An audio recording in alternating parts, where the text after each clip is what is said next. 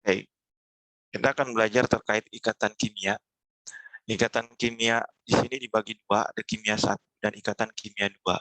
Apa bedanya? Ikatan kimia satu ini lebih ke melihat terkait apa hubungan antara ikatan ionik dan ikatan kovalen. Ikatan kimia itu sebenarnya ada tiga ya besar. Ada ikatan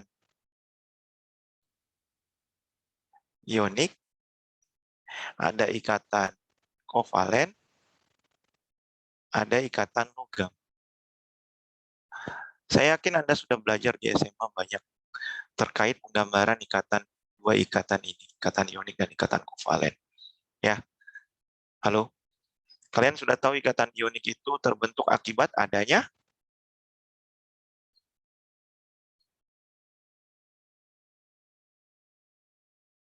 ayo apa? Serah terima elektron. Ya. Jadi kalau misalnya ada Na misalnya. Na itu dia punya, kan kita sudah tahu gambaran elektron di dalam suatu atom itu dari jumlah elektron valensinya. Jadi kalau kita gambarkan ada Na di sini, kenapa satu elektron? Karena ada satu elektron valensi. Kalian sudah belajar terkait konfigurasi elektron ya, struktur atom, konfigurasi elektron. Nah, ikatan-ikatan ini semua terbentuk dari adanya elektron valensi. Nah, elektron pada kulit terluar pada suatu atom itu yang disebut elektron valensi. Nah, elektron valensi itulah yang membentuk ikatan kimia, entah itu kovalen, ionik, ataupun ikatan logam. Di golongan-golongan ini sudah tentu ikatan elektron valensinya berjumlah berapa ya, sudah Anda tahu. Sudah tahu. Dan yang paling penuh adalah di golongan gas mulia, golongan 8A. Paham? Sekarang saya tanya, mengapa sih atom itu ingin membentuk molekul sehingga dia bisa membentuk ikatan kimia? Kenapa?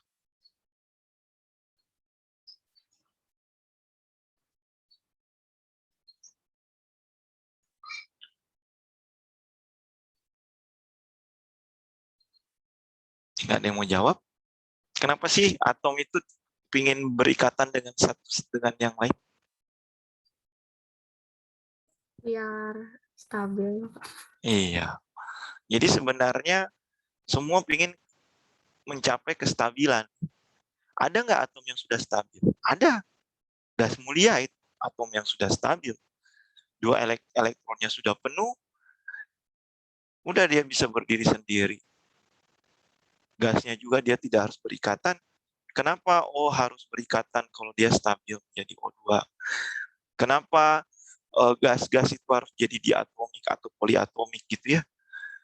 Karena tentunya dia ingin mencapai kestabilan.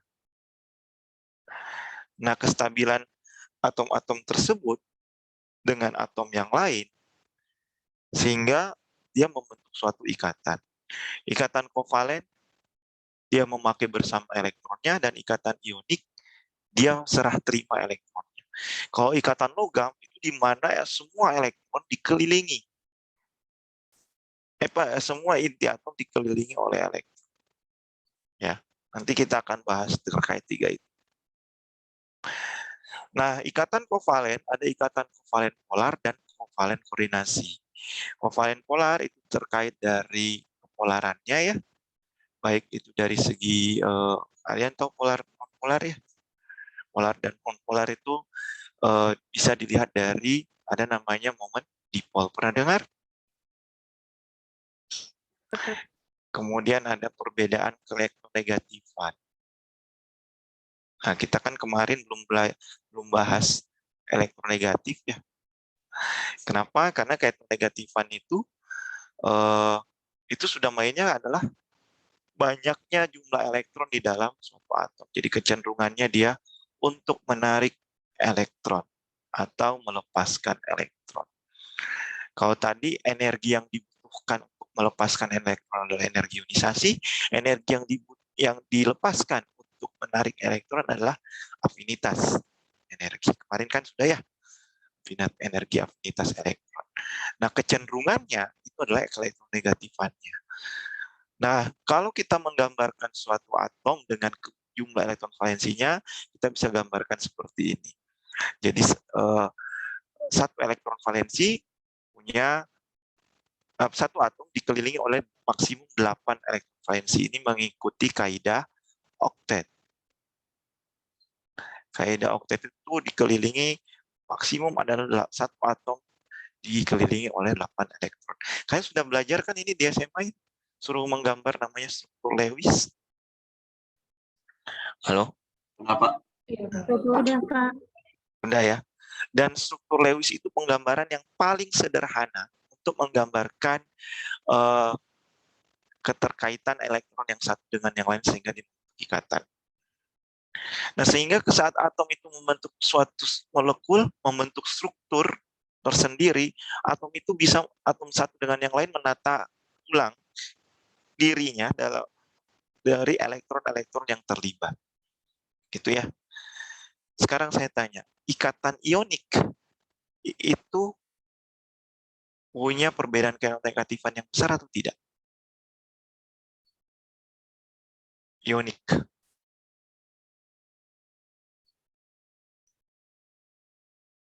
Ikatan ion. Yap. Perbedaan kenegatifan misalnya Li sama F. Mana yang lebih banyak elektronnya? F kan? Li dikit. Kalau dia bergabung, kemungkinan dia membentuk ikatan ionik atau kovalen? Ionik. Ionik. Kenapa? Karena tadi kepolaran ionik itu pasti tentunya dia sifatnya polar. Kalau kovalen sifatnya bisa polar, bisa non polar. Jadi dia lebih cenderung non polar. Jadi kovalen itu lebih cenderung perbedaan keelektronegatifan-nya rendah, sangat berdekatan. Makanya yang terbentuk dari ikatan kovalen misalnya C dengan O, kan berdekatan kan? Atau apa namanya? Biasanya juga non logam dengan non logam. Ya. Atau misalnya Cl sama O. Yang perbedaan keelektronegatifan-nya tidak terlalu jauh. Kalau ionik itu dia dari logam dengan non logam. Makanya kenapa perbedaan negatifannya sangat jauh karena satu non logam bertemu dengan logam, perbedaan negatifannya tinggi sehingga dia lebih ke serah terima elektron, bukan pemakaian bersama elektronnya. Ya, jadi kalau kovalen itu cenderung kalau dengan ionik perbedaan keelektronegatifan-nya lebih rendah daripada ini. Paham sampai sini? Sekarang saya tanya, H sama Cl.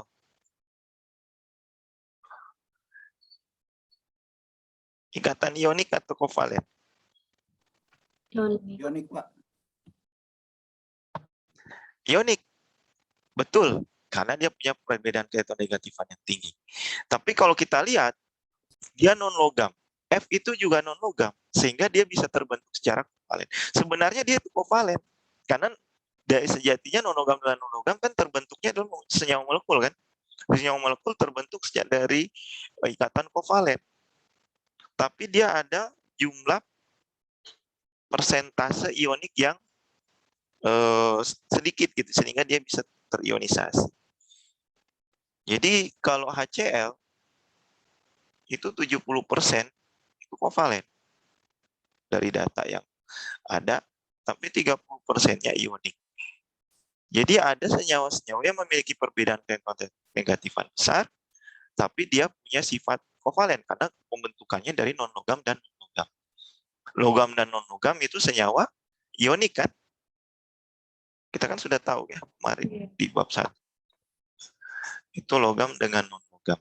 Kalau senyawa kovalen, dia non-logam dengan non-logam atau non-logam dengan semi-logam. Atau senyawa molekul ya. Semi-logam, ya seperti itu. Nah HCl ini, itu ya sejatinya dia kovalen, senyawa molekul. tetapi dia punya persentase ionik. Karena dia kalau di dalam air, dia bisa mengion. H+ dan sel. Ya. Nah, kovalen murni itu seperti apa? Kovalen itu ada namanya kovalen murni. Karena ada kovalen yang tidak murni, kita sebut kovalen polar. Itu didapatkannya dari momen dipol. Jadi momen dipolnya sama dengan 0, kita simbolnya momen dipol itu mu. Nah, itu kita sebut sebagai kovalen murni atau sifat polarannya kecil, non polar. Ya. Jadi kovalen itu sebenarnya kalau kepolaran dia bisa polar dan polar gitu ya, tergantung dari momen dipol. Nanti kita bahas tentang itu. Oke, terkait dengan kaidah oktet ada yang mau ditanya di penggambarannya? Nah, ada salah satu yang sangat fatal di SMA diajarkan. Saya nggak tahu di SMA sampai saat ini gimana, masih sama apa tidak diajarkannya. Saya tanya ke kalian. Kalian kalau misalnya ada misalnya C sama H, CH4, gimana membuat struktur Lewis-nya? Kalau di SMA, ceritakan kepada saya satu orang.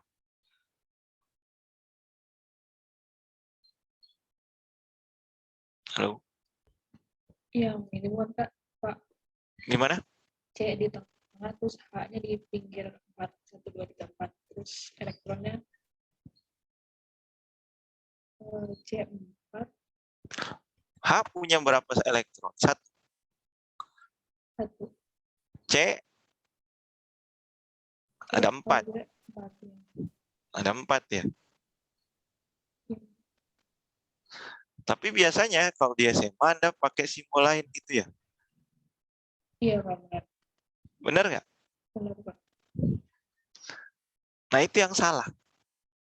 Jangan diulang lagi di SMA. Kenapa, Pak? Elektron itu nggak tahu punya siapa. Emang ada elektron bisa mengenali, oh ini saya punya karbon, ini saya punyanya si C, ini punya si H. Enggak kan? Makanya kenapa saya bilang itu salah penamaan, nentuinnya, karena pembentukan ikatan yang seharusnya seperti ini, itu di mana H menyumbang 4 elektron, karena ada 4, dan C memang ada 4 elektron dari elektron valensinya.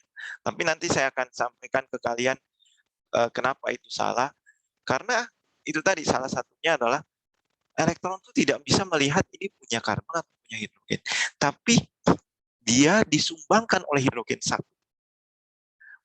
Dan ada 4 elektron disumbangkan sama C. Karena di situ ada 4 H dan ada 4 C, sehingga ada 8 elektron yang atau disebut ada 4 ikatan, karena 2 elektron ini kita sebut sebagai pasangan elektron. Paham sampai sini? Jadi di sini ada 4 ikatan. Satu ikatan menggambarkan 2 elektron, pemakaian bersama 2 elektron, atau kita sebut sebagai pasangan elektron.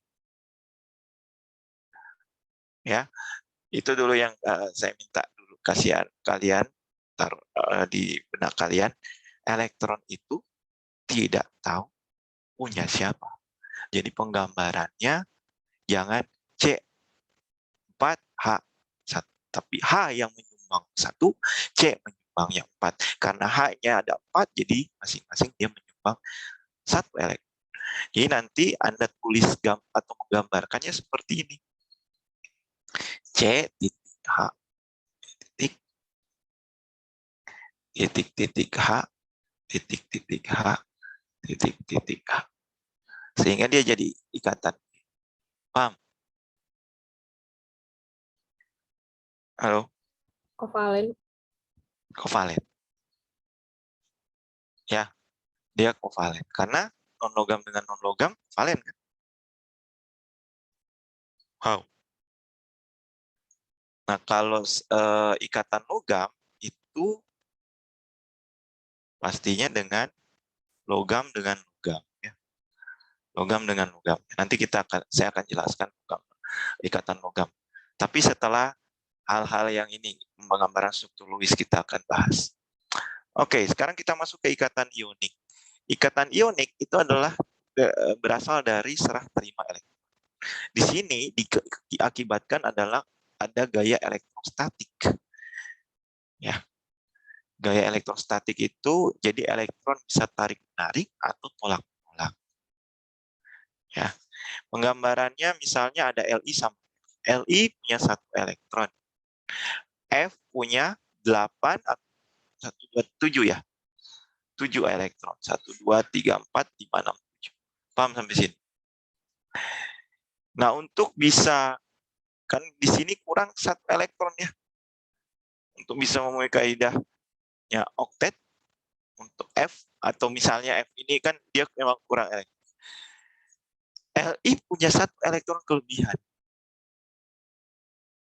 Valensi. Dia lebih cenderung lepas. Karena core elektronnya kan 2 ya. Di kulit yang paling dekat dengan inti. Ya, jadi ini ngasih elektronnya ke sini. Sehingga saat Li melepaskan 1 elektron, dia bermuatan positif. Saat F menerima elektron, dia bermuatan negatif.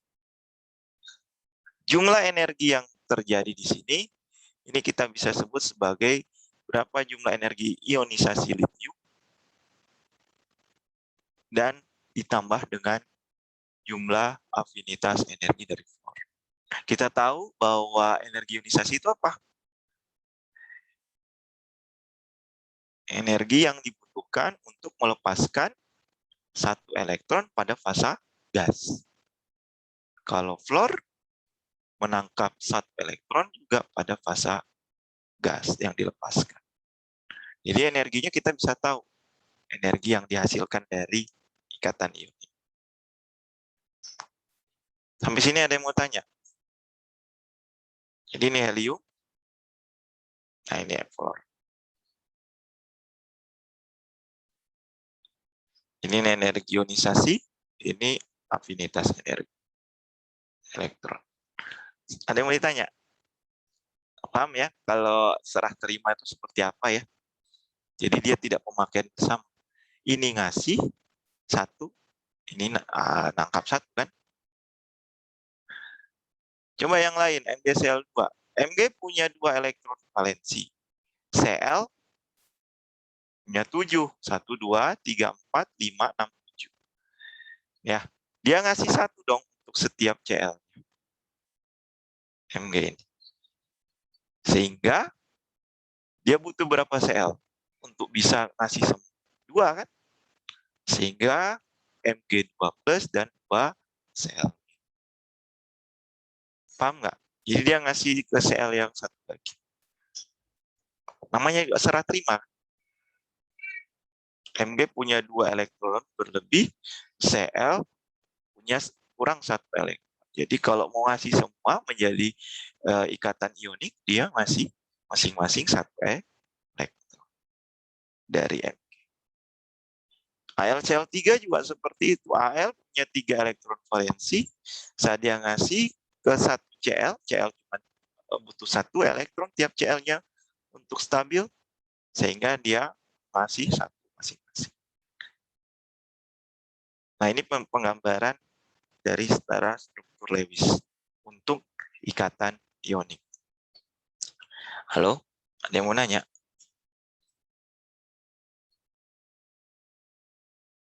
Belum, Pak. Belum.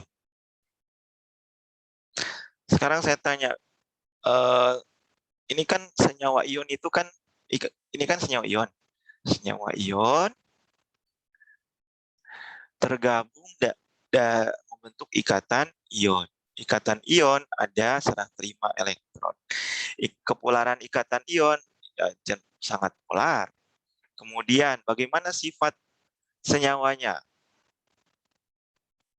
Ya kan senyawa garam ya.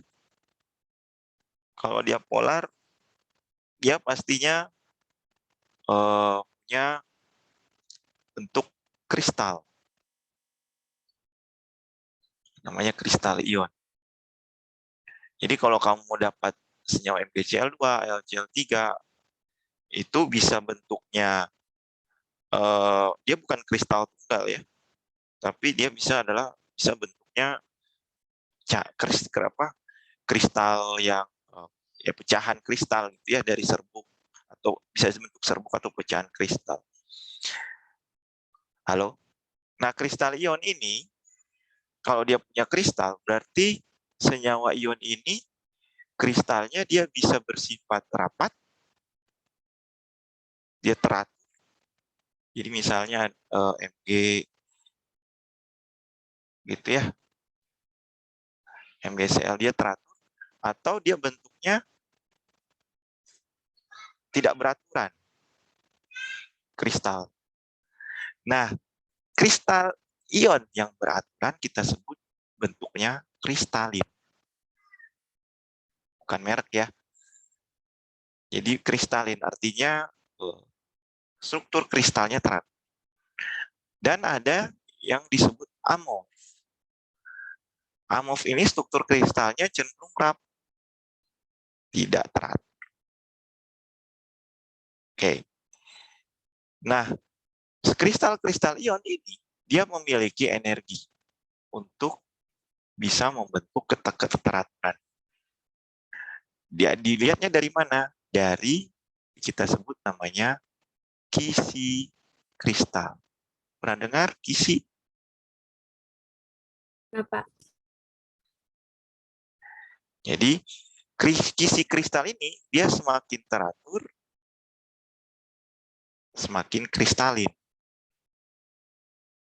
Semakin kristalin.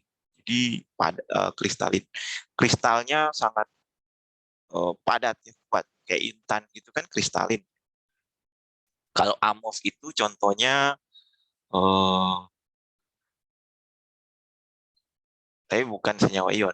Rata-rata yang memiliki kandungan nonpolar kayak karbon grafit itu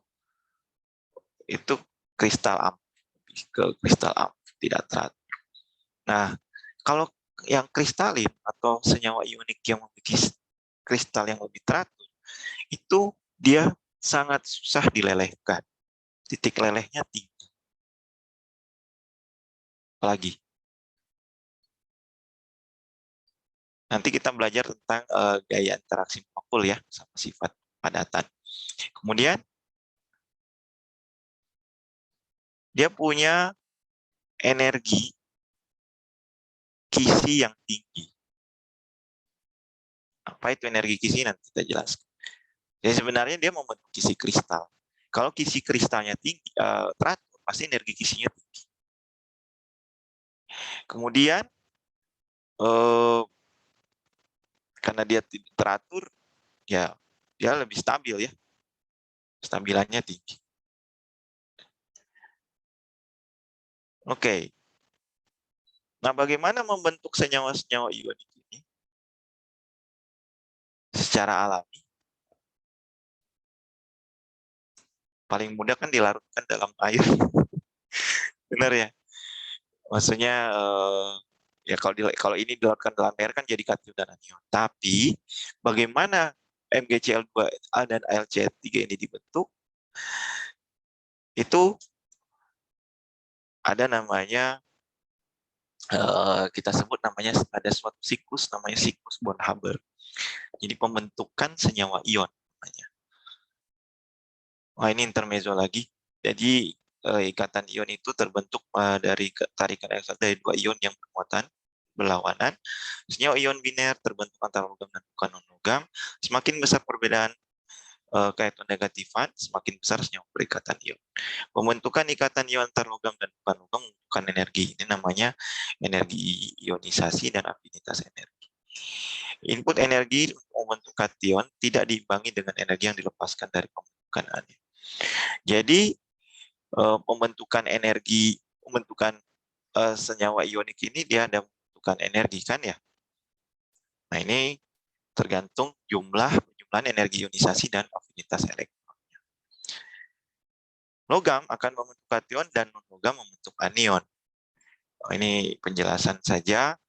Logam transisi sebagai subkulit D, tetapi ionisasi dimulai dengan hilangnya elektron dari subkulit S. Ketika ion Fe2+ kehilangan satu elektron dari orbital D, menghasilkan ion Fe3+ dengan subkulit D setengah penuh, ion Fe2+ dan Fe3+ ini bisa terbentuk dan keduanya stabil. Jadi kenapa Fe2+ itu bisa menjadi Fe3+? Karena dia membentuk setengah penuh di orbital D-nya. Ini terkait ini ya, pembentukan kation dan pembentukan anion. Nah, untuk yang anion, dia memiliki afinitas elektron yang negatif dan membentuk anion dengan konfigurasi elektron biasanya P-nya 6 ya, pada kulit tertentu. Jumlah energi yang dilepaskan ketika atom memperoleh elektron tambahan cenderung meningkat dari kiri ke kanan. Semua halogen membentuk anion bermuatan tunggal satu menghasilkan konfigurasi yang lebih stabil dibandingkan yang lain. Nah, ikatan ion itu terbentuk adanya gaya tarik elektrostatik antara ion-ion, sehingga menurunkan energi keseluruhan secara signifikan, membuat dia lebih stabil. Nah, dipengaruhi oleh dua, energi Kisi dan Coulomb. Sebenarnya ini energi potensial ya, energi Kisi.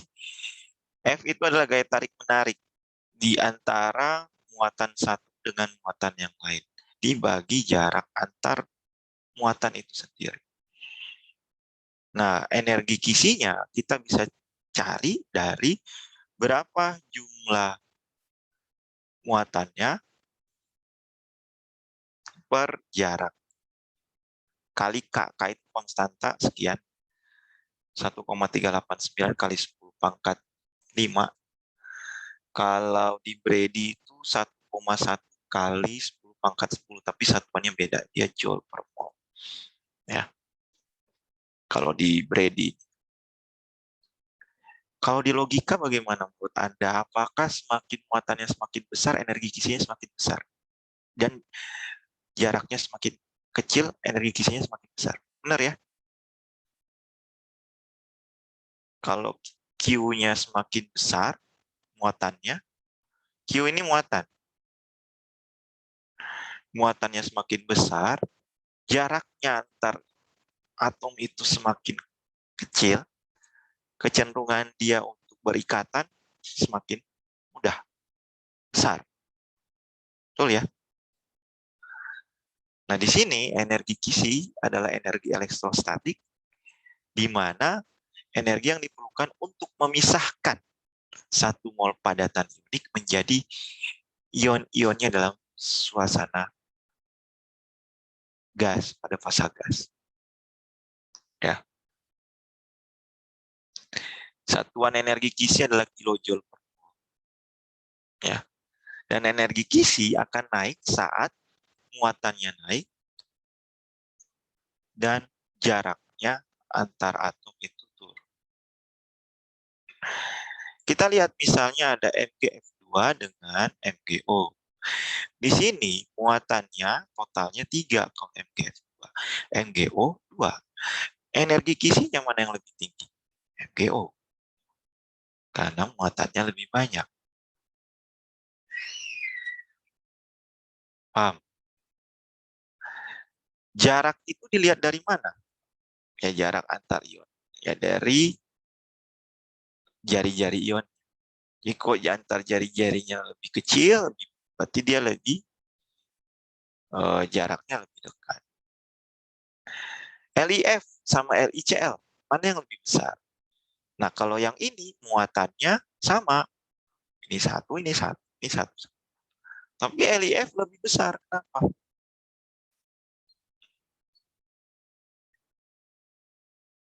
Halo?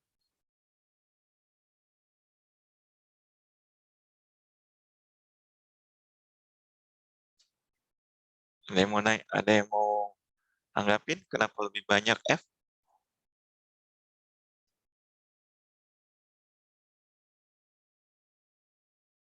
Halo? Karena jaraknya ya.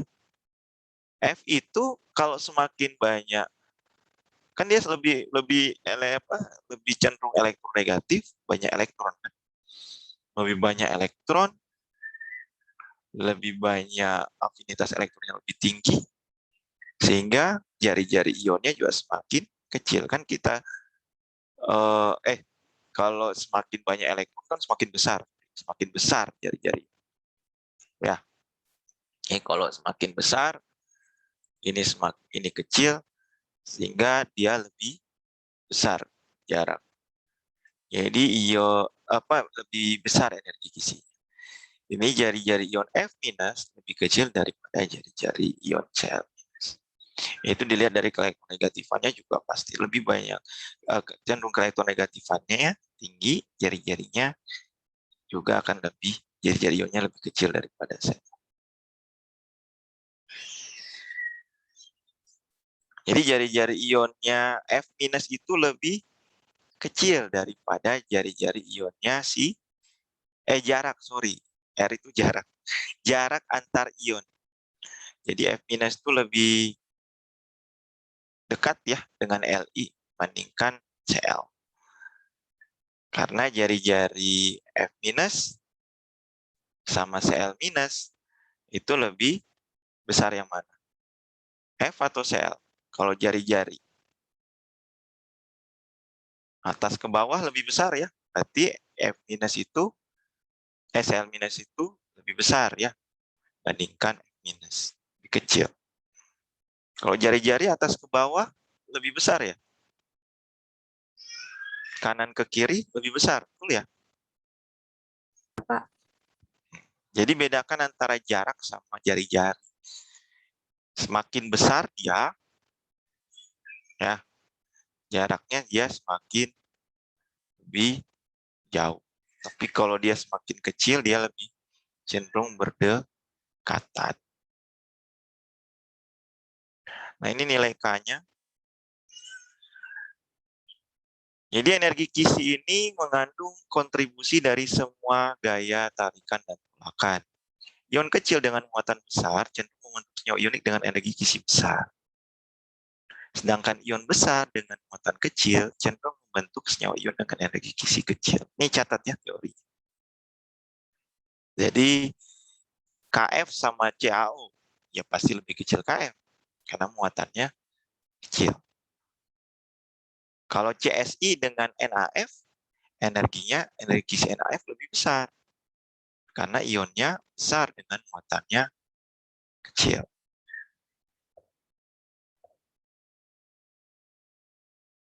Halo? Ada yang Iya, mau Pak. nanya? Ada yang mau nanya?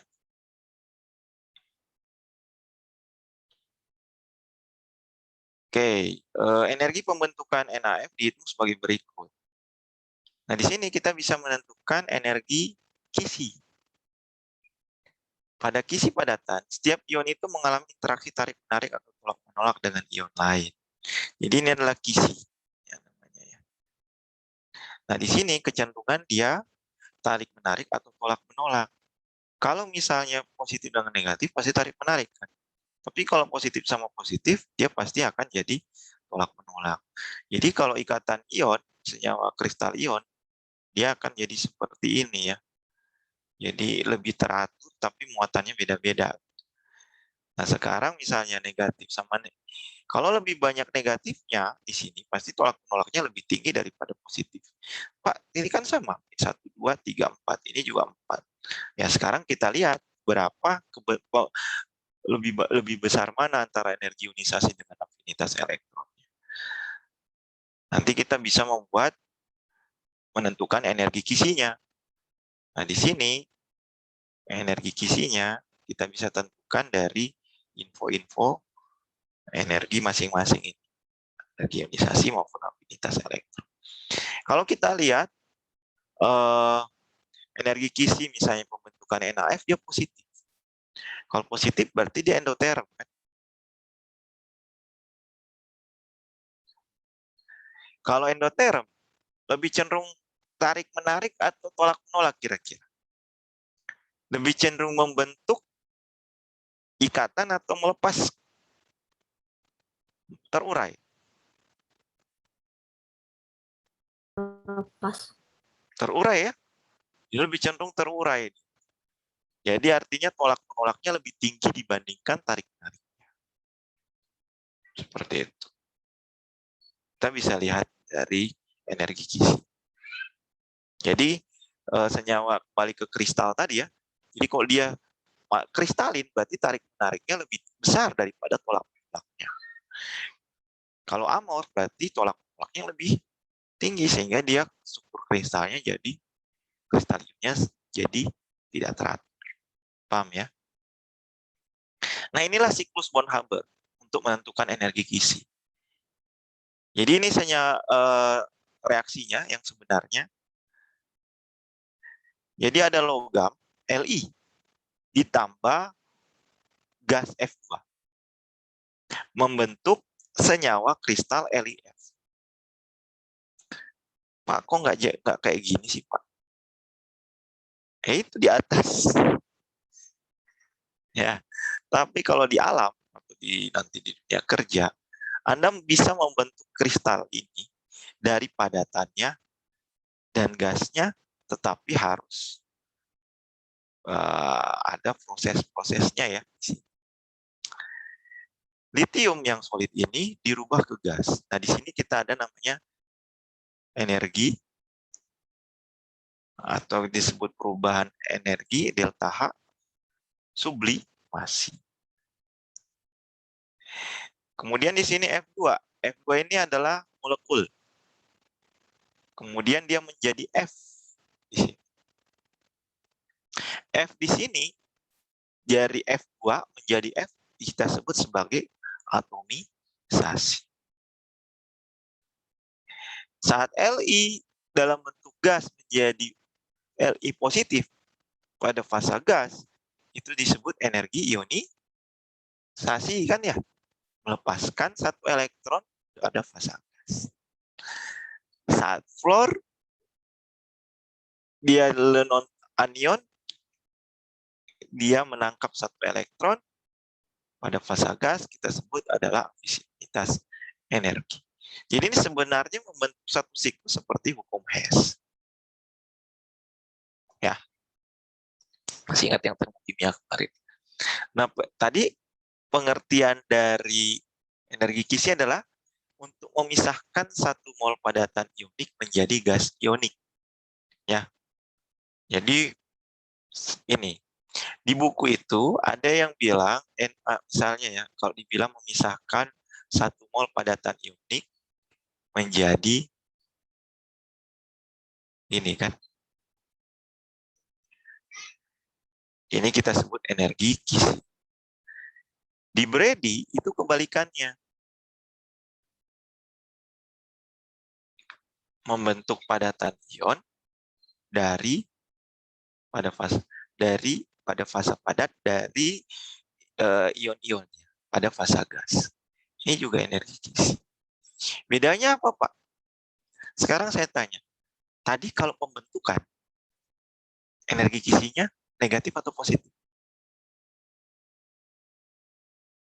Kalau eksoterm negatif ya. Negatif. Jadi ini akan Anda dapatkan energi kisi yang negatif. Sedangkan ini adalah energi kisinya adalah positif. Jadi lebih cenderung ke arahnya. Akan berbeda saja.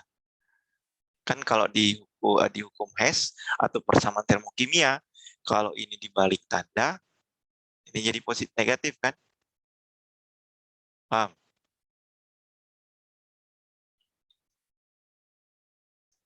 Ya. Jadi kalau di Brady dibilangnya begini.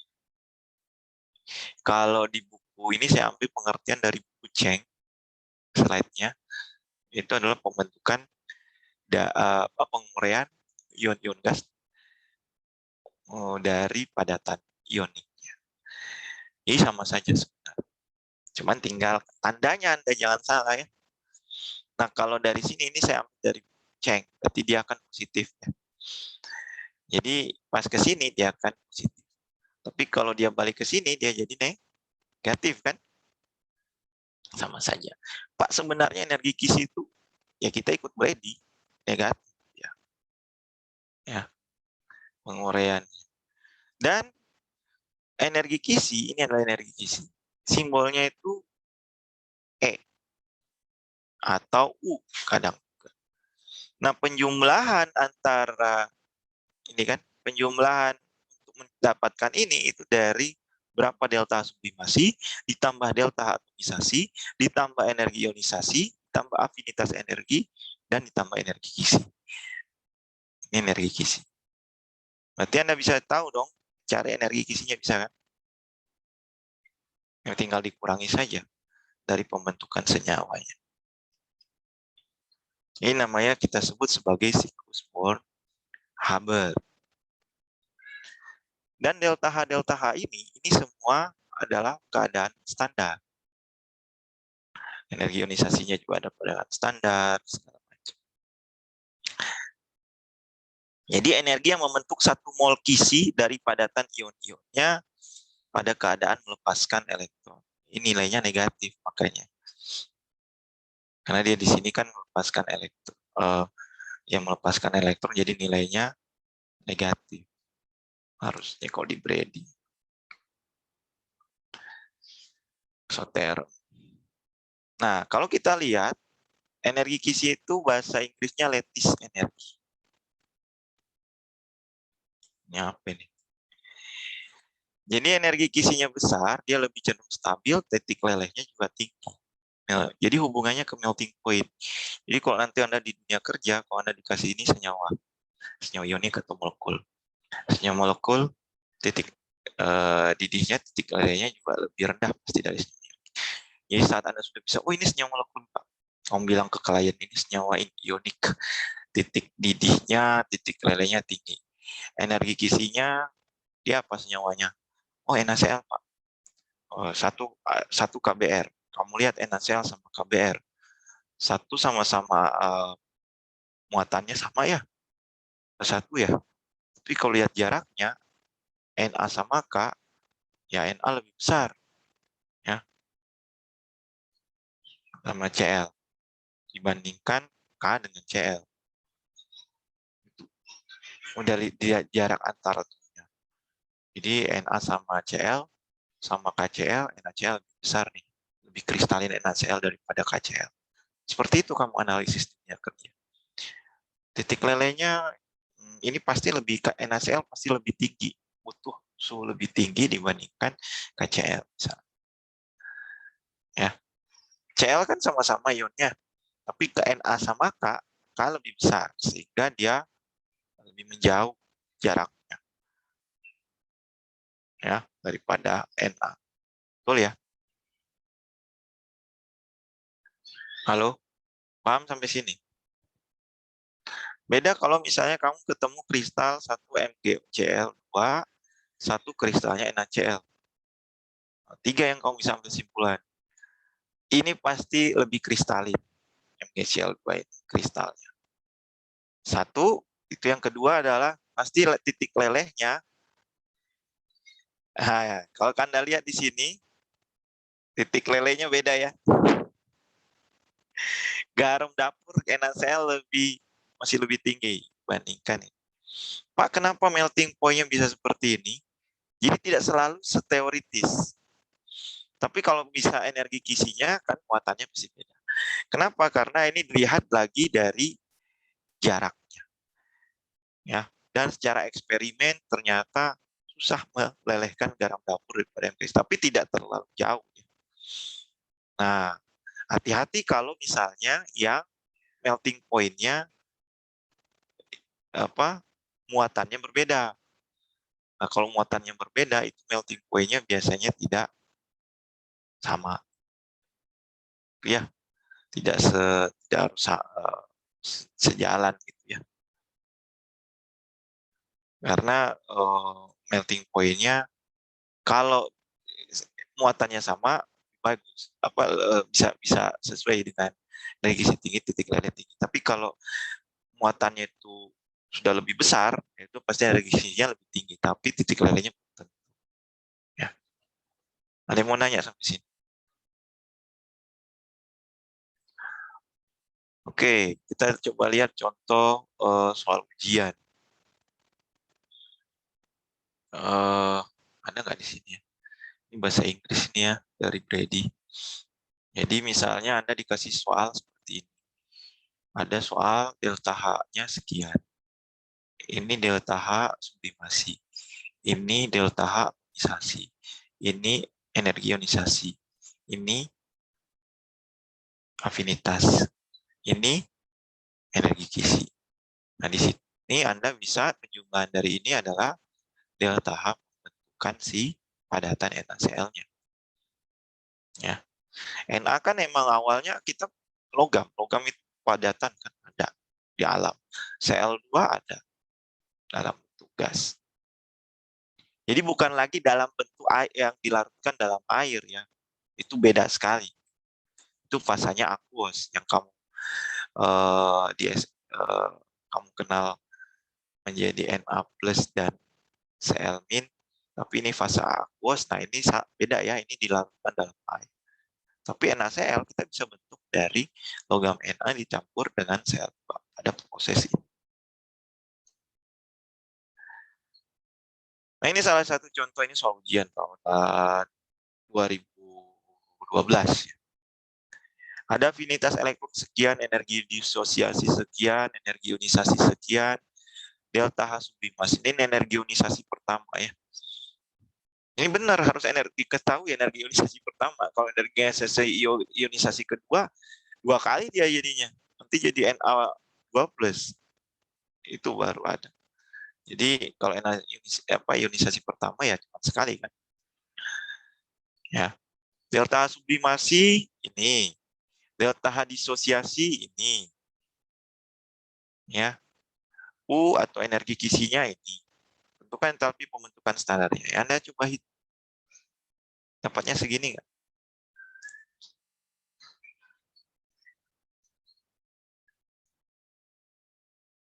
Coba dihitung dulu.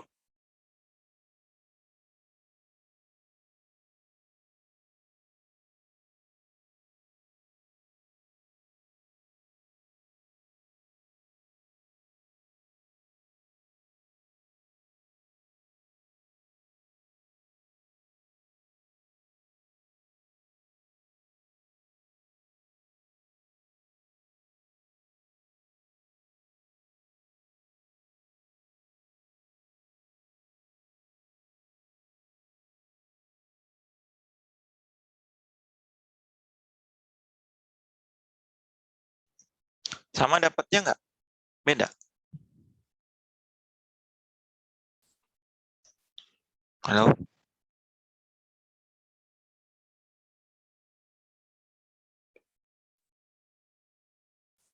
Sama beda?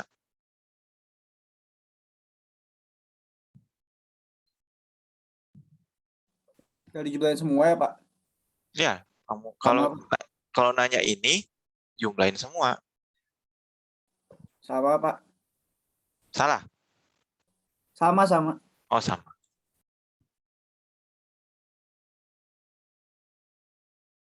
Ada yang nggak ngerti? Tanya.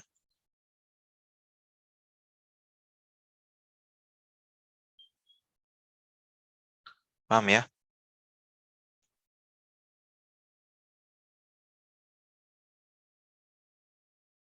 Nah, sekarang ini kan masih satu elektron ya. Ini satu, ini satu. Bagaimana kalau dua? Mg Br2 jadi Mg Br2. Nah, ini Br2-nya kan mengalami atomisasi. Ada berapa Br-nya? 2 kan? Berarti harus dikali 2 delta atomisasi. Jadi delta atomisasinya dikali 2. Nah, saat dia menjadi ionisasi Br, menjadi afinitas, dia menangkap satu elektron. Untuk satu Br-nya kan punya satu afinitas energi. Nah, sekarang ada 2 Br, berarti 2 kali. Seperti itu. Paham ya? Dan untuk magnesium, awalnya tersublimasi pasti ada delta sublimasi. Tetapi Mg-nya karena dia 2+, berarti dia mengalami 2 kali ionisasi. Berarti ada energi ionisasi pertama dan ada 2 energi ionisasi yang kedua. Konsep yang struktur atom kemarin ya. Jadi dia punya energi ionisasi tergantung berapa kali energi ionisasi keberapa. Ini yang kedua. Sehingga penjumlahannya ya tinggal tambah energi ionisasinya satu dan kedua, kemudian delta sublimasinya, kemudian 2 kali delta atomisasi dan 2 kali energi afinitas. Ya, ditambah energi kisi. Dari sini kamu bisa dapat energi kisinya berapa. Dikurangi yaitu tadi delta HS tambah EI1 tambah EI2. Paham? Halo? Paham nggak? Tanya Paham, aja. Pak. Nah, kadang di soal, ininya dihilangin. Ininya yang dihilangin. Jadi kamu nggak ngitung. Tapi dari bagan, kamu harus tahu ini prosesnya apa, konsep kan. Jadi misalnya ini dibilang A, ini B, ini C, ini D. Kalau nggak ini C, ini ya, ini C misalnya ya. Terus ini D. Jadi kamu harus tentuin spesinya apa, atau jumlah energi ionisasi, energinya berapa, atau energi kisinya, atau salah satunya yang ini ditanya. Paham? Kamu bisa cari C dong. Kalau ini diketahui, jumlah ini sama ini harusnya ada ya. Misalnya. Ini kan misalnya diketahui. U-nya diketahui misalnya. Tapi ini delta HF-nya ada kan? Delta HF. Kamu bisa cari salah satu ini nggak? Misalnya U-nya diketahui. Kamu bisa cari C, kan? Bisa kan? Atau bahkan yang ditanya itu bukan ini. Bahkan yang ditanya adalah ini. C. Nah, kalau yang ditanya C ini kan kamu bisa tahu. Nanti misalnya ada satu, jadi misalnya energi ionisasinya satu diketahui, energi ionisasi duanya kamu bisa tahu. Misalnya. Jadi bisa dimainkan di sini. Jadi misalnya diketahui C-nya, energi ionisasi duanya kamu tahu. Ya.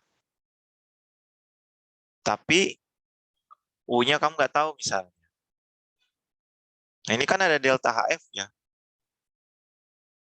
Delta HF-nya tahu. Kamu bisa cari U-nya. Tapi misalnya harus salah satu variabelnya ya diketahui. Atau penjumlahannya. Kok ini kan penjumlahannya. Kalau diketahui penjumlahannya kan kamu bisa tahu lah ininya. Salah satunya kalau misalnya ada yang diketahui lah masing-masing energi. Bisa seperti itu. Jadi itu lebih ke analisis. Jadi bisa Anda harus menjawab penempatan energinya yang mana atau spesinya yang mana. Paham? Ada yang mau nanya?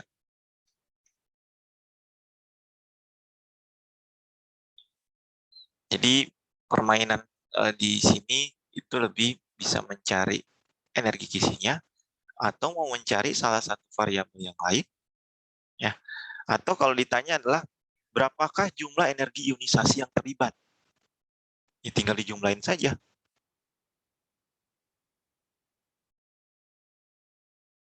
Bisa kan saya bisa bilang segitu.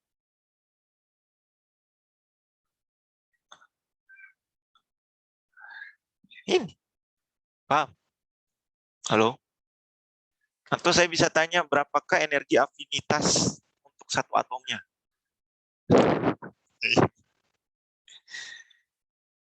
Ataukah berapa kan delta H atomisasi untuk satu atomnya? Teori kan?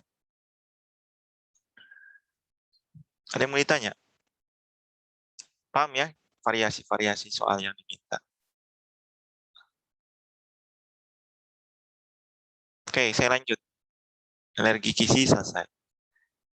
Jadi kalau misalnya mau menghitung, Anda bisa ngitungnya, misalnya kalau ini kan dari pembentukan delta HF. Tapi kalau Anda mau menghitung, Anda tidak dikasih data nih. Cuma ditanya mana energi kisi yang lebih tinggi, mana yang lebih rendah, ya Anda tinggal bandingkan saja ini. Pakai K1, Q2 per R tadi. Tinggal bandingkan saja muatan per jaraknya. Tanpa harus pakai siklus Born-Haber. Seperti ini kan. Jadi kalau mau menghitung dari siklus pembentukan senyawa, siklus Born-Haber. Tapi kalau hanya membandingkan, ya hanya bandingkan muatan jari-jari dengan jaraknya. Gitu. Tapi pakai ini ya. Yang ini ya. Ini harus energi kisi ini kuncinya di sini. Ion kecil, muatan besar, ion besar, muatan kecil. Oke, baik. Saya lanjut ya. Kita ke ikatan kimia lagi. Jadi, nah ini adalah grafik penting yang dipakai semua orang. Kenapa senyawa itu bisa berikatan? Jadi saat ini kan kita lihat jarak ya terhadap energi potensialnya, senyawa energinya. Jadi kalau senyawa itu stabil, energinya rendah. Ya, tetapi ada di mana kondisi di mana ya energinya paling stabil, nggak mungkin turun-turun lagi gitu. Jadi ada di mana maksimum dia stabil gitu. Ya nggak mungkin elektron yang sudah stabil berikatan sampai dia pecah, nggak ya. Pasti ada jarak tertentu di mana dia sudah stabil. Ya. Kemudian saat keluar lagi energinya dinaikin, nanti dia akan melebihi nah ini kita sebut sebagai the amount which energy is lower by interaction, kalau bond energy. Ini namanya energi ikatan. Jadi saat dia sudah memutuskan ikatannya, berarti sudah tidak terbentuk ikatan kan. Itu kita sebut ya selisih jaraknya ini. Ini adalah energi ikatannya. Inti dari atom-atom yang berikatan saling tolak seperti halnya elektron ikatan, adanya tarik-menarik atau tolak-menolak seimbang satu sama lain pada energi minimal. Itulah akan terbentuk ikatan kovalen. Dan ini kita sebut sebagai energi ikatan. Jarak antara kestabilan atom dengan atom membentuk ikatan sampai dia putus. Range energinya kita sebut energi ikatan. Titik energi minimum bersesuaian dengan pembentuk ikatan kovalen. Energi ikatan adalah energi yang dilepaskan ketika atom membentuk ikatan kovalen. Panjang ikatan itu jarak antara inti atom yang berikatan dan distribusi kerapatan elektron berbeda untuk atom bebas dan atom yang terikat secara kovalen. Atom bebas dia memiliki kerapatan elektron pula di sekitar inti, dan molekul yang berikatan kovalen memiliki penumpukan kerapatan elektron di wilayah antar. Jadi di sini ada atom bebas punya kerapatan elektron tertentu dan dia bisa membentuk molekul yang berikatan kovalen sehingga kerapatannya lebih tinggi ya dengan atom satu dengan yang lain sehingga dia berikatan. Nah, penggambarannya kita bisa buat seperti ini. Satu titik ini menggambarkan satu elektron valensi ya dari atom. Ya. Saat dia membentuk ikatan kovalen, dia akan memakai bersama elektronnya. Seperti ini. Nah, ini kita sebut suatu kerapatan elektron. Jadi saya misalnya C sama H. C1 sama H1. Kenapa bentuknya lonjong seperti ini? Saya tanya. Halo? Nggak tahu. Ya tergantung dia di orbital mana. Kalau di orbital S kan menemukan uangnya bulat kan? Kalau elektron valensinya di orbital S. Kalau elektron valensinya di orbital P, dia kan bentuknya lonjong seperti ini kan? Ya, halo. Ya, Pak. Kalau dia bertemu dengan H itu kan orbital S. Ini si orbitalnya si H, ini orbital si C. Nah, dia akan memakai bersama elektronnya seperti ini. Ini kan awalnya H sendiri ya. Awalnya kan H itu sendiri. Sekarang kita ngomongin ikatan kovalen ya. Tadi kan ikatan ionik sudah berhabar. Nah, sekarang ini kovalen. Bagaimana dia memakai bersama elektronnya saat H itu orbitalnya S, saat C itu orbitalnya P. Orbital P kayak gini kan? Paham? Nah, saat dia memakai bersama, dia akan jadi seperti ini. Kerapatan elektronnya jadi tinggi. Nah, ini kita sebut sebagai overlap orbital. Atau disebut tumpang tindih orbital. Ya, karena dia kerapatan elektronnya kan pemakaian bersama. Saat pemakaian bersama elektronnya, dia jadi rapat kan? Jadi bentuk ikatan saat dia bergabung. Seperti ini. Ini kita sebut ikatan kovalen. Paham ya? Jadi ada pemakaian bersama elektronnya membentuk suatu overlap orbital yang tumpang tindih, ya, sehingga kerapatan elektronnya tinggi, ikatan kovalen. Dia membentuk ikatan pemakaian bersama. Kita sebut adalah ikatan kovalen. Mengapa dua atom harus melakukan pemakaian bersama elektron? Ya, contoh F nih, jadi F2 kan? Tadi untuk kestabilan. Hanya saja beda, kalau ya ikatan ionik kan serah terima. Ada yang kurang dikasih sama berapa elektron dari si kation. Anionnya ngambil, nangkep gitu ya. Kalau yang ini pakai bersama, jadilah ikatan. Sehingga membentuk kaidah oktet. Karena dia sama-sama kurang elektron. Sehingga dipakai bersama elektronnya jadinya 8. Seperti ini. Paham? Saya mau nanya.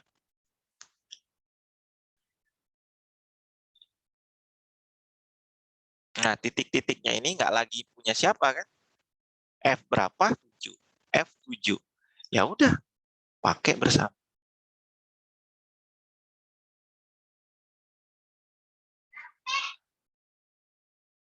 Ya. Nah, saat dia membentuk ikatan, ini kan ikatannya seperti ini. Benar ya? Tapi dia punya PEB. Nah, ini namanya PEB. Pasangan elektron bebas. Pernah dengar? Kenapa, Pak? Nah, pasangan elektron bebas ini, dia mengelilingi inti atom floor masing-masing. Yang paling luar ya. Kita nggak ngomongin core elektron ya, kita ngomongin elektron yang paling terluar ini. Makanya dia masih bisa berinteraksi dengan yang lain. Ya, dia nggak pasangan elektron bebas, dia mau kemana pun boleh. Nah, yang ini kita sebut sebagai pasangan elektron ikatan. Jadi kalau di CEMCO itu ada namanya PEB, ada PEI. Nah, itulah ini pasangan elektron ikatan, yang satunya adalah elektron bebas.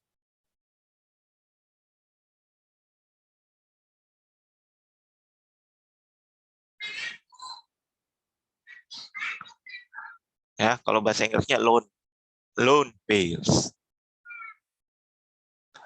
Nah, ini kovalen. Itu ada ikatan kovalen tunggal, ada ikatan kovalen rangkap. Ya, kovalen tunggal berarti satu ikatan. Ada kovalen rangkap. Kalau kovalen rangkap, ada juga kovalen rangkap 2, ada rangkap 3 ya. energi ikatannya akan semakin besar. Ya, satu diikat satu tangan, satu diikat 3 tangan kan? Dari ya. Jadi energi ikatannya akan semakin besar kalau dia semakin banyak pasangan elektron ikatan. Struktur Lewis air.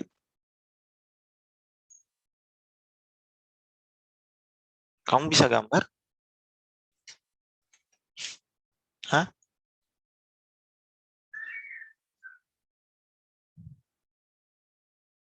Masih ingat nggak struktur Lewis? Sekarang kita ngomongin struktur Lewis. Penggambaran struktur Lewis itu ada 7 syarat. 1, 2, 3, 4, 5, 6, 7. 8. Masih ingat di SMA struktur Lewis? Sekarang kita pakai yang di kuliah. Yang pertama, hitung atau konfigurasi, hitung jumlah elektron valensi.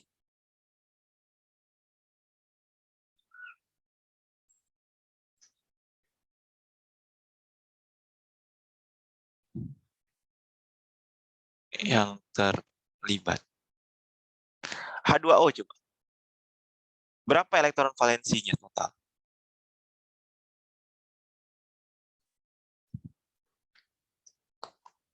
Halo.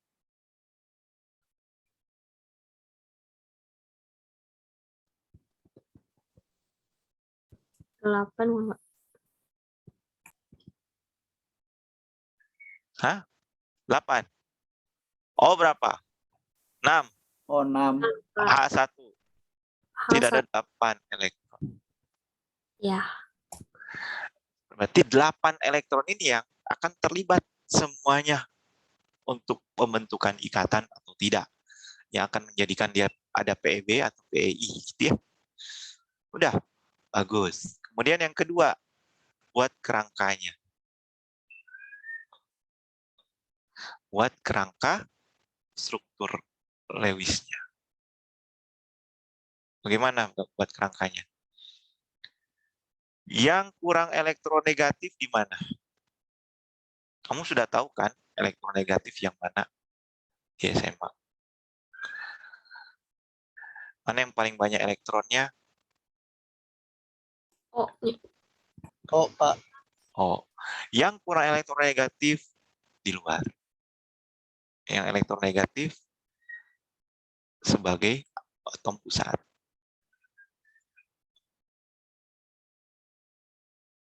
Paham?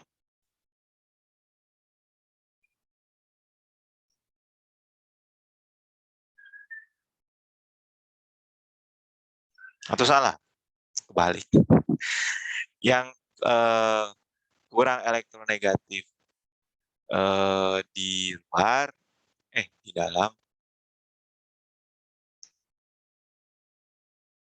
lebih elektronegatif di luar.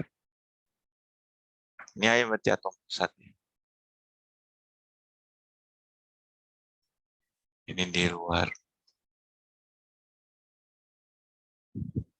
Ya, kenapa di luar dia lebih elektronegatif? Karena dia lebih banyak pasti untuk lebih memungkinkan untuk menarik elektron lebih banyak dari yang di luar. Kemudian yang ketiga, H. Atom H selalu di luar. Ya, atom H selalu di luar. Jadi nggak pernah atom H itu di dalam. Berarti gambarnya gimana? O, H, H. Betul ya? iya, Pak. Yang keempat, ikuti kaidah oktet.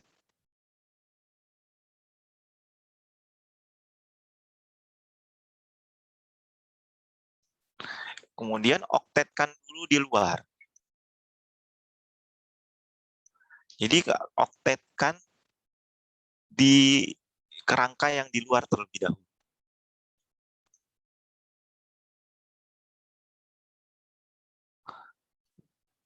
Terlebih dahulu. Nah, beda ya. Di SMA nggak gitu kan? Nah, kalau O sama H, gimana oktetnya, Pak? H cuma satu, emang. Kecuali H. H nggak mungkin dia punya dioktetkan ya. Jadi, berapa? Jadi habis itu baru oktetkan ke dalam.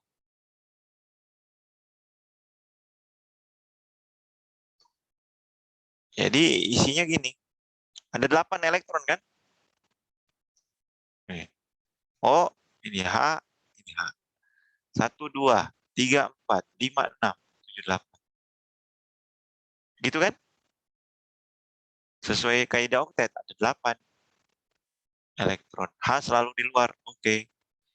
Kurang elektronegatif atau pusat. Tak ada, Pak. Soalnya H. H selalu di luar.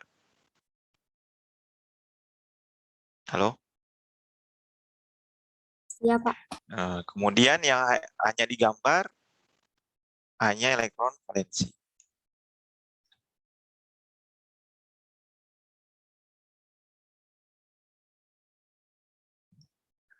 Contoh, ini kan mudah ya. Jadi kalau kamu gambar, jadinya gini kan. O, H, H. Nah, pasangan elektron bebas, kamu bisa gambarkan garis kan. Ya, saya mau taruh di sini, boleh. Tapi kalau kamu taruh di sini, ini akan menukik. Kenapa dia menukik? Nanti ada geometri molekul ya namanya. Ini ada elektron bebas. Ini elektron bebas. Satu sisi lagi. Apa yang terjadi? Tolak menolak kan? Dia pingin ke sini, ini pingin ke sini. Sehingga dia mendorong yang awalnya lurus, jadinya bengkok ke bawah. Sudutnya, ikatannya lebih kecil. Jadi sudut ikatannya ini akan jadi lebih kecil akibat adanya pasangan elektron bebas yang banyak. Tolak menolak. Paham nggak?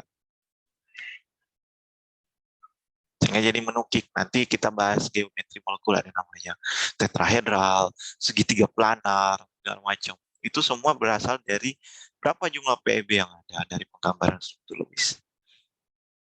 Halo? Iya, Pak. Contoh misalnya, ini masih 5 ya, kan ada 8 saya bilang. Nanti dulu. Paling mudah misalnya mau apa? Kovalen. NO3. Coba gambar. Berapa jumlah elektron yang terlibat?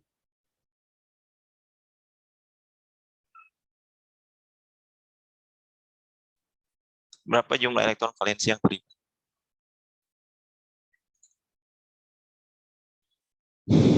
Halo.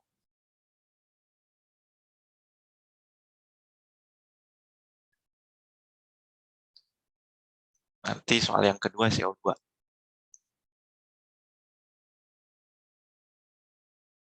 Berapa NO3 nih? Minus.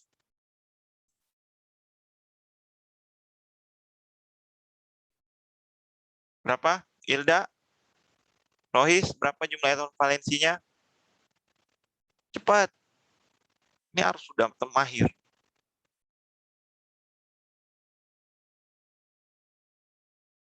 Empat, Ini 5. Ini 6 kali 3. 18. 18 tambah 5?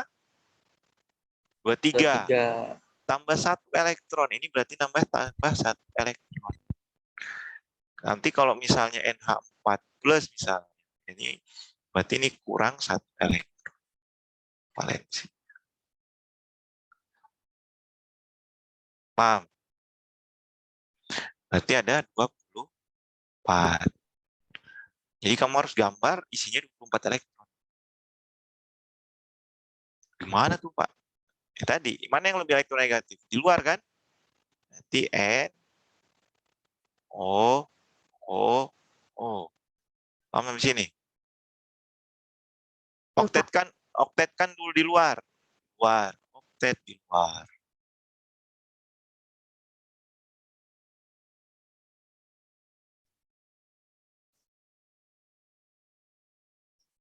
Udah oktet belum?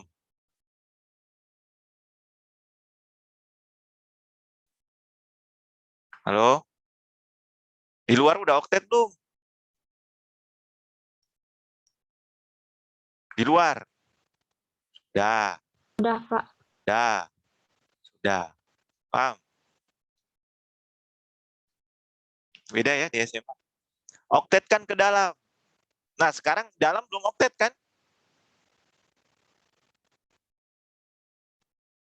Luar udah oktet, Pak. Dalam belum oktet. Nah, ini aturannya kan. Oktet kan ke dalam. Ambil aja satu. Jadi oktet. Jadi nanti strukturnya jadi O,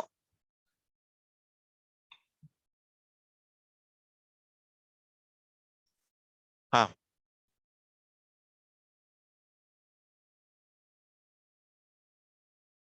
Udah ya. Dan lagi bintang-bintang segitiga dan yang lain-lain.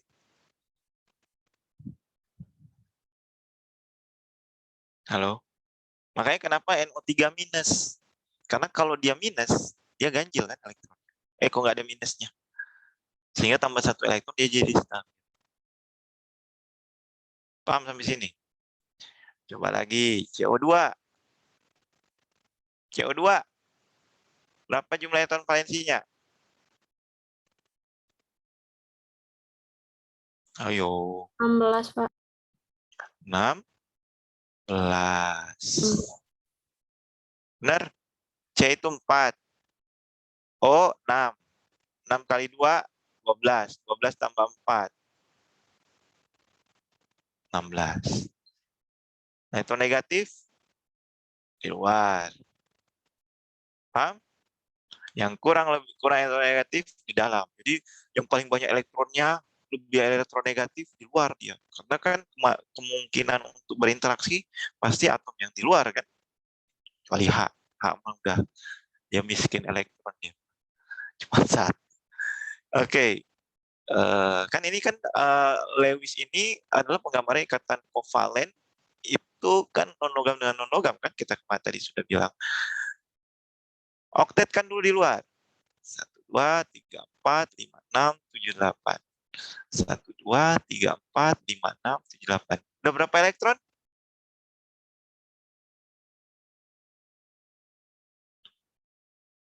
Halo.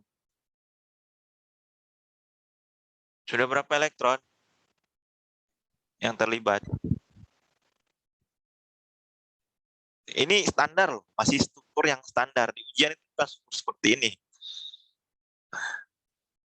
Struktur yang di ujian itu misalnya CH3, COOH. Misal. Ini dulu. Penting paham dulu. Udah oktet belum? Di luar? Udah, Pak. Udah. Udah, Di Pak. dalam? Pak. Belum. Ya udah. Ya kita bagaimana mengoktetkan ke dalam? 1, 2. Ini ngasih lagi 1. Ya kan? Sehingga jadi ini.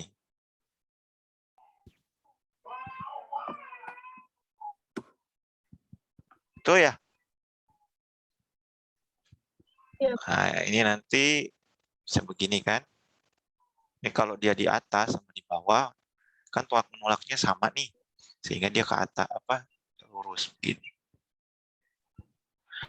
Nah, ini kalian sudah bisa gambar. Tapi stabil atau tidak, tentu harus yang keenam adalah cek namanya muatan formal. Muatan formal itu menentukan kestabilan dari penggambaran struktur Lewis. Pernah dengar nggak muatan formal? Halo? Belum, Pak. Ada yang tahu muatan formal? Ini saya hapus.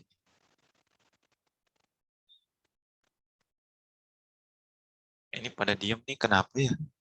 Terkesima gitu. Gambar CO2 kok cepet banget.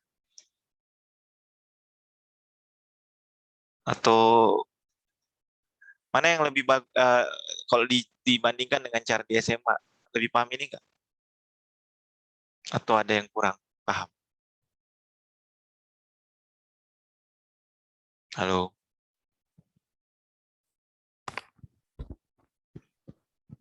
Gimana? Christopher gimana?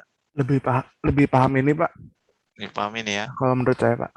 Ya, karena ini teorinya ya. Jadi udah nggak lagi ini elektronnya siapa, karena elektron tidak kenal dia punya siapa, tapi dia disumbangkan oleh tiap elektron valensi tiap atom.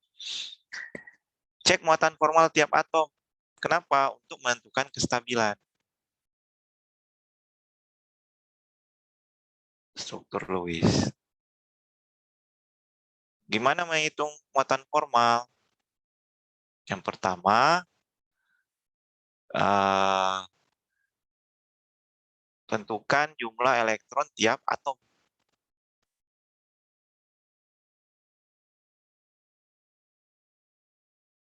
Berapa ini jumlah tiap atom?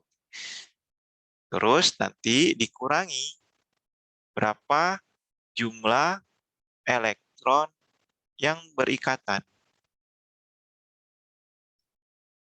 Kalau di buku itu setengahnya pasangan elektron ikatan. Terus dikurangi jumlah elektron bebas.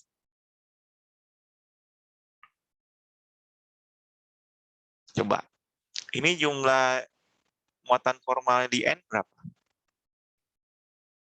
Kita belajar muatan formal ya. N itu 5 kan? Iya, Pak. Elektron valensinya. Berapa elektron ikatan? 1, 2, 3, 4. Halo? Pak. Ini udah oktet. Berapa dia kan 5 elektron. Ya. Sekarang berapa O aja dulu deh. O itu ada berapa? 6. Jangan NN. O itu ada 6 ya. Elektron bebas. Elektron valensinya. Betul? Ya, Pak. Nah, dikurangi berapa jumlah elektron yang berikatan? 4. Ya kan? Dikurangi berapa jumlah elektron yang bebas? 3. 1, 2, 3, 4. Iya kan? Halo? Berapa ya elektron yang berikatan? 1, 2, 3, 4. Ini kan satu garis 2 elektron kan? Halo? Ya, Pak. Tahu nggak cara apa elektron yang berikatan berapa di O? Di O ini. 1, 2, 3, 4. 4 kan? Berapa jumlah elektron bebas di O? 4, Pak.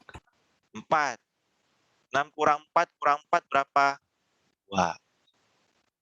Tuh kan? Sekarang ini berapa?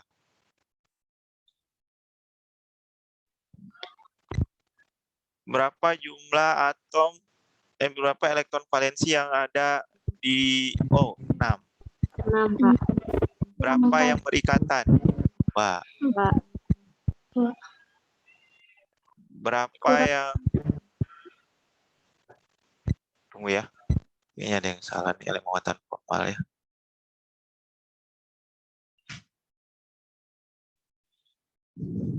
Oh, ini harusnya setengah ya.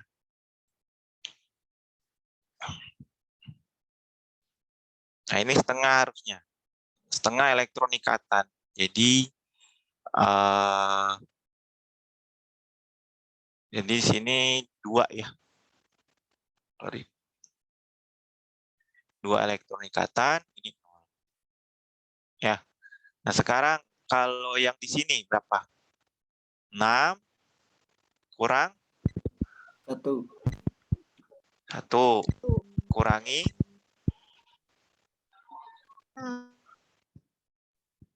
kurangi 6. 6. Berarti minus 1. 1. Ya. Berarti ini 0 ya. 0. Ini minus 1. Ini minus 1. Benar ya? Yang ini?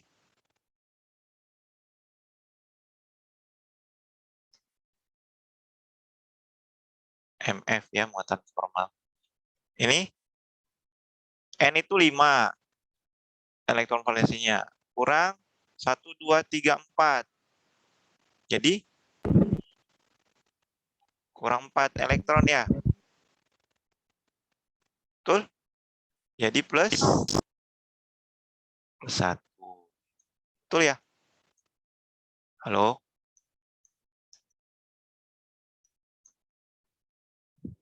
Paham nggak sih? Nggak ngerti nih kalian?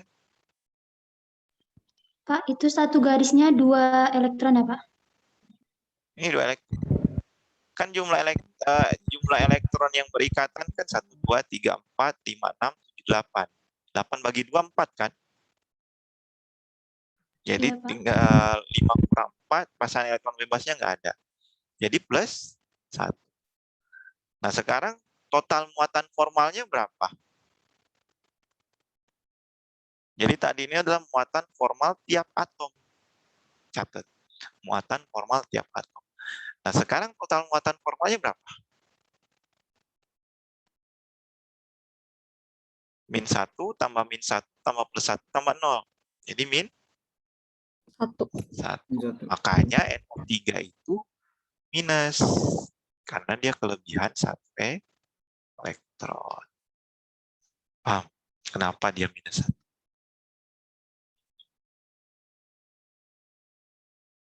Ya, jadi kestabilannya di sini dilihat. Baik, CO2.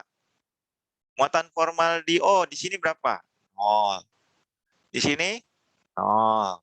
Karbon 0. Berarti muatan formal totalnya 0. Nah, muatan formal tiap atom yang stabil, kestabilannya itu kalau jumlah atom muatan formal, total muatan formalnya 0 atau tiap atomnya itu 0 semua. Itu stabil dia, berarti gambaran struktur Lewisnya sudah benar. Paham ya? Atau ada satu lagi, atau muatan formal yang lebih elektronegatif itu minus 1.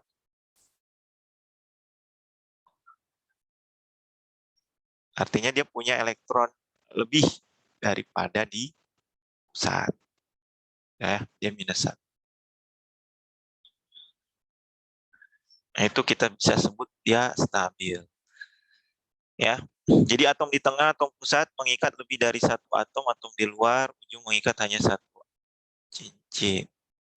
Atom H di ujung dan pusat kurang kayak oke. Itu yang ke-6 ya, ada 8. Yang ke-8 tadi itu muatan formalnya ya. Cek yang cek muatan formal tiap atom. Kemudian yang ke-7, muatan formal totalnya 0 atau tiap atomnya 0 atau muatan formal yang lebih elektronegatifnya di atom itu adalah minus 1, itu lebih stabil. Yang ke-7. Oke. Nah, yang ke-8 nanti ada pengecualian oktet. Pengecualian oktet. Pernah dengar pengecualian oktet? Pernah, Pak. Ini yang ke-7 ya. Yang ke-8 itu pengecualian oktet. Contoh yang sederhana, BF3. Oktet nggak ini?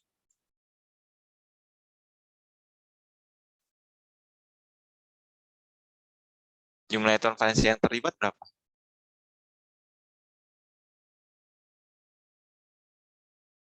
Halo? F 5 tambah kali 3, 15 kan? B berapa?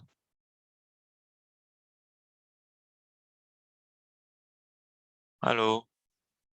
3, Pak. 3. Jadi kalau kita gambar, F ya. Ini oktetkan ke dalam, saya gambar langsung gini ya. Nah, saya lebih suka, udah tahu kan, satu garis 2 elektron. Gini kan? Berarti ini totalnya berapa elektron? 18 ya? Halo? 4, Pak. F-nya 7. Hah? Oh iya, 7 ya. F tadi itu 7 ya? Ah, salah. Pak, jadi 24. Nah, 24 kan? Ini 24 kan? Tapi B-nya nggak oktet. Nah, ini kita sebut 1 kali, sebagai... Pak. 7 kali Hah? 3. 7 kali 3 bukan sih, Pak? Iya, 7 kali 3, 21. Ya, tambah 3 jadi 4. Ya. Nah, ini kita sebut sebagai oktet tidak lengkap. Tapi stabil. Ini kan B-nya nggak oktet. Tapi F-nya oktet kan? Nah, itu namanya oktet tidak lengkap. Jadi ada senyawa-senyawa yang oktet tidak lengkap. Tapi dia stabil. Kenapa stabil? Coba kita lihat matan formalnya. Ini berapa? 0 kan? Benar. Hah? 0. 0 bukan? Ya, Pak. 0. Ini 0. Ini 0. Ini 0.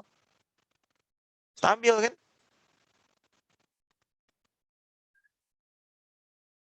Ya. Malah kalau kita kasih ini ke sini,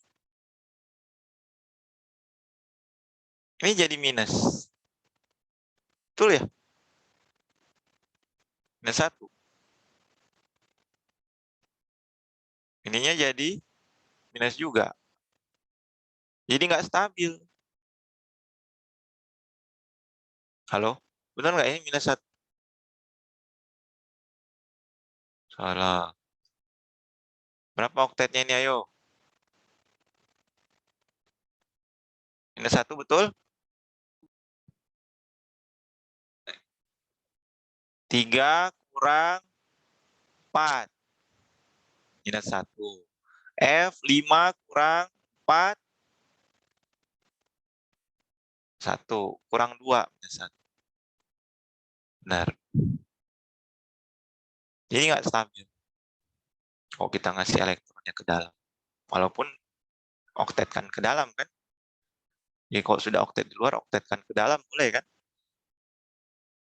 Ya, tapi tetap dia stabil dengan muatan formanya sama-sama. Ya. Ada oktet-oktet yang lain sebenarnya ada 3 lagi. Namanya oktet tidak lengkap ya. Kemudian ada namanya oktet berkembang. Ya. Kemudian ada oktet ganjil.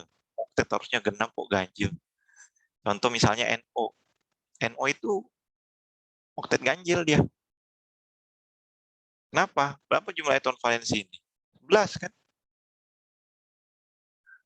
Tapi kalau kita gambar, gini ya. Oh, ini. Di mana 11-nya coba? 1, 2, 3, 4, 5, 6, 7, 8, 9, 10, 11. Paling 1 di sini. Ya. Halo? Pak. Nah, ini namanya oktet ganjil. Ini layarnya udah penuh. Ini jadinya minus 1. Ini berapa? 5 kurang 1. Ya. Betul? 4.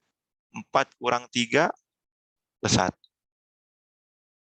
Totalnya sebenarnya udah 0. Tapi dia ganjil. Makanya NO itu adalah senyawa radikal ya. Tapi oktet dia tidak lengkap. oktet ganjil. Nanti saya akan jelaskan, ada di slide ini sebenarnya. Cuman saya mau jelaskan lebih cepat gitu ya. Ini CO2, ikatan rangkap 2, ini saya hapus aja ya. Atau nggak usah. Sampai sini ada yang mau ditanya terkait penggambaran apa namanya struktur Lewis.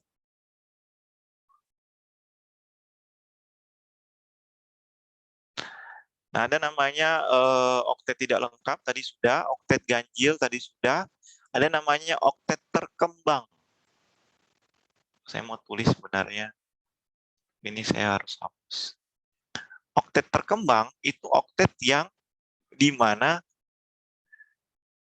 N-nya atau periodenya itu lebih bukan periode kedua, tapi periode ketiga. Jadi N-nya lebih dari 2.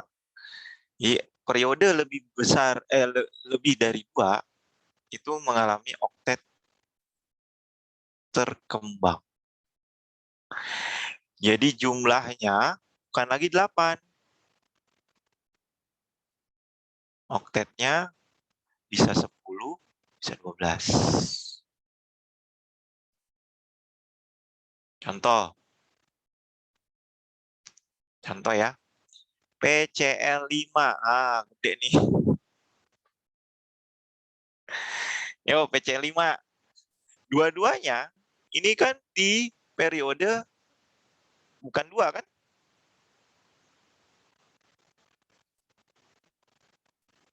Halo? Halo? Pak. Nah, coba jumlah elektron valensinya PCl5 berapa? Cl 7 kali 5, 35 elektron. P 5, 4. Benar nggak? Iya, Pak. Halo? 40. Yang elektron negatif yang mana? Ini saya hapus dulu deh. Berapa yang elektron negatif? Ada 5 kan?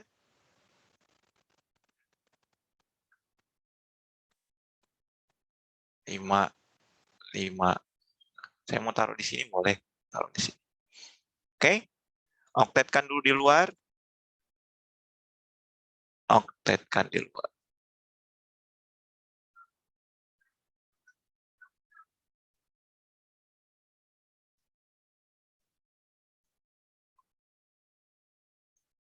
Paham? Ada berapa ini?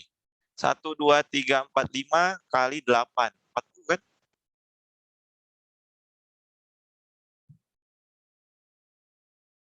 Nah, sekarang oktet yang 10, 12 ini di atom pusat.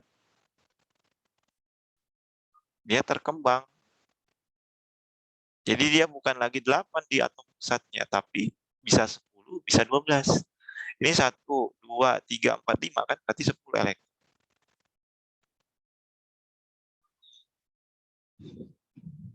Sekarang muatan formalnya berapa? Ini 0.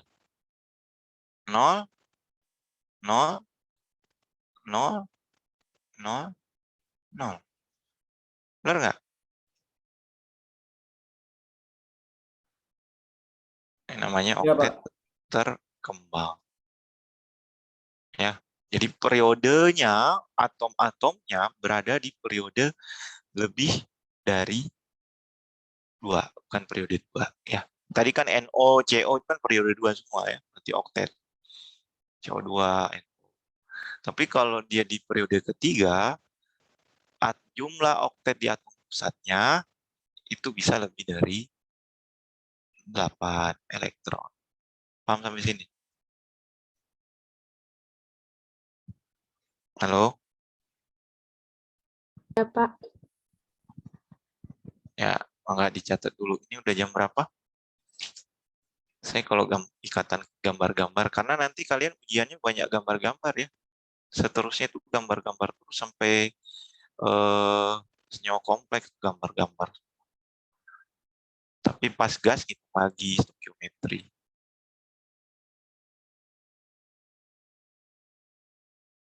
Ya, jadi ikuti kaidah oktet kalau yang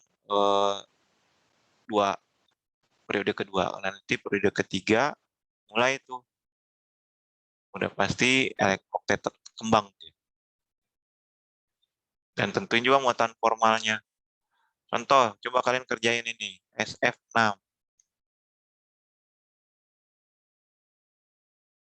Berapa jumlah elektron valensi yang terlibat?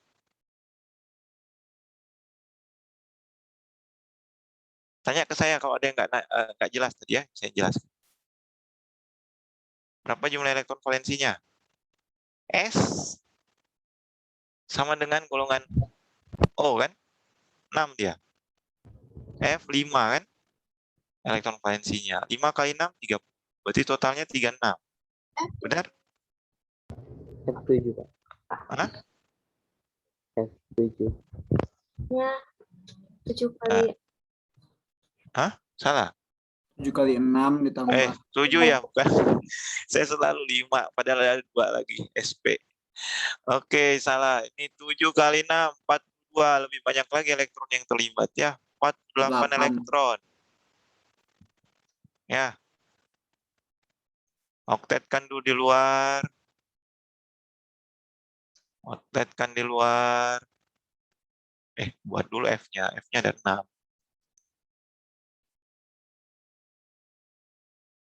Gitu. Ya, kalau di Brady Anda tulis dulu titik-titik ya. Kalau saya langsung begini, langsung ikatan. 1, 2, 3, 4, 5, 6. Muatan formal dalam 48 ini ya. 6 kali 8, 48. Muatan formalnya 0 kan? Ya. 7 kurang yang tidak berikatan ada 6. Berikatan 1. Setengah kali 2 kan? Paham? Ini 6. 6 kurang 6. 0. Nah, ini juga. Karena kalau ada satu elektron yang bermuatan, satu muatan formalnya minus, pasti jumlah muatan total formalnya minus 1. Paham? Oke, sebagai penutup hari ini, coba kita SO4 2 minus. Ayo. Gambar struktur Lewisnya aja. Berapa jumlah elektron valensinya? 30. 30. 6. Ini 24.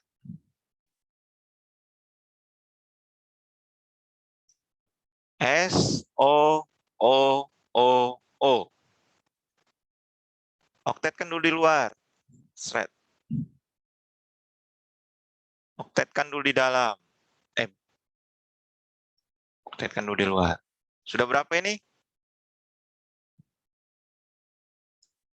Sudah oktet nih di luar. Tapi ini 32 harusnya ya. Halo? Iya, Pak. Ya, karena ada 2 elektron ya. Jadi harus 32 elektron yang terlibat. Gambarnya seperti ini. Nah, ini salah satu atom dengan ini periode 2, periode 3, ini periode 2 kan? Betul ya? Nah, artinya S-nya bisa berkembang. Bisa terkembang.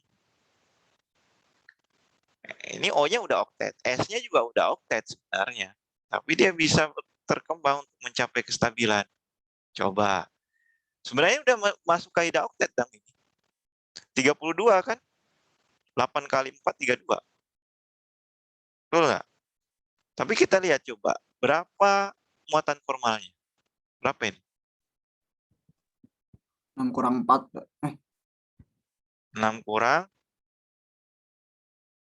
minus 1. Benar kan? 6 kurang 6 kurang 1 kan? Halo? Iya, Pak. Ini minus 1. Ini minus 1. Ini minus 1. Ini 6 kurang 4 plus 2. Totalnya sebenarnya adalah minus 2 memang. Ya, jadi kalau ini minus 2. Tapi ini nggak stabil. Minus, minus, minus, minus semua gitu ya. Benar nggak? Oh, bagaimana bisa stabil? Ya tadi, karena dia bisa berkembang, kita lihat kestabilan yang lain. Jadi ini nggak salah. Jadi kelemahannya Lewis. Ini benar Lewis bilang. Oktet, oktet luar juga. Tapi dia bisa, kalau di periode ketiga sebagai atom pusat, dia bisa lebih banyak. Ini bisa saya masukkan ke dalam kan?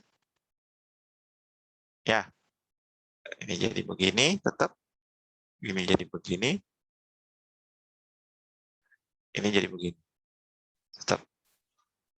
Nah, sekarang ini muatan formalnya berapa? 0 kan? Ini minus 1. Ini minus 1. Ini minus 1. Ini plus 1. Totalnya tetap minus 2 kan? Tapi belum stabil juga. Kasih lagi 1. Masih bisa kan berkembang? Ini kan masih 1, 2, 3, 4, 5. Tambah lagi. Bisa 12 kan? Ini udah berapa? 0. Ini 0. Nah, lebih stabil ini. Jadi, bagusnya muatan formal di atom pusat itu, tambahkan ya, lebih baik 0. Memang harus 0 muatan formal di atom pusat. Kenapa? Kalau atom pusatnya masih berjumlah positif atau negatif, berarti dia masih ada keinginan kalau positif kurang elektron, negatif masih kelebihan elektron dia. Ya. Jadi ini lebih stabil daripada yang ini. Halo? Pak. Makanya kita gambar kalau SO4 itu begitu kan. Kayak di atas ini. Ada rangkap 2. Ya. Elektron ikatannya ada 1, 2, 3, 4, 5, 6. Kami udah maksimal karena 10 sama 12. Mau masukin lagi 1 nggak akan. Nanti muatan formal di pusatnya akan jadi minus 1. Kelebihan elektron. Ya. Jadi kalau positif di atom pusat, itu lebih baik dia ngasih. Selama dia masih termasuk oktet terkembang. Maksimal 12 elektron. Paham sampai sini? Beda sama ini. Kalau ini emang ikatnya, dia ngikatnya 6. Lepas. Ya, kalau ini 1, 2. Ini berapa? 0 kan? 6 kurang 1, 2. Ini 2 kan? 4 kurang 2, 1. 2. 2. 2. Ini benar nggak sih? Salah ya? Halo? Ini S-nya berapa sih? Benar kan? Benar, Pak. Nah. Ya benar. Jadi kalau dia plus 1 tadi di sini, kalau ini nggak ada, masih di sini. Ini artinya dia masih bisa menerima elektron. Masih bisa menerima elektron.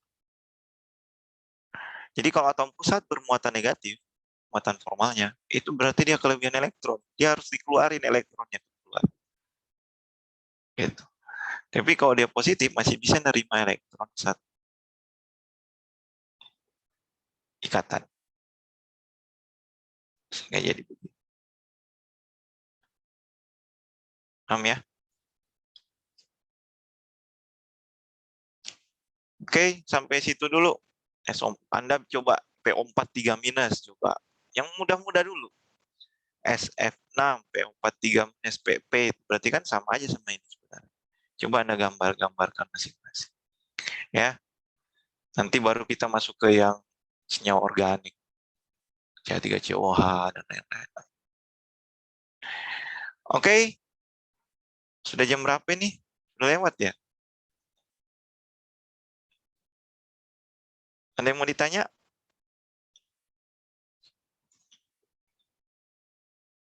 Jangan lupa absen. Pak izin bertanya, Pak. Absen sudah dibuka ya. Absen. Kalau kelompok praktikum itu nanti akan diumumkan kemudian, Pak, atau Kelompok praktikum nanti diumumkan. Yang penting daftar aja dulu. Kalau nggak daftar nanti nggak lulus kuliahnya. Karena praktikum nggak lulus, kuliah nggak lulus. Yang jelas sesuai NIM Anda. NIM Anda paling dekat siapa? Pasti kelompok Anda. Ini saya NIM 1 sampai NIM 5 atau NIM 6, NIM 7. Biasanya 6 sampai 7 orang ya kelompok. Kalau yang Cirebon ya 6 sampai 7. Kalau di Ganews itu 10 orang, 12 orang. Kalian setengahnya. Ya, 5 atau sampai 7 orang.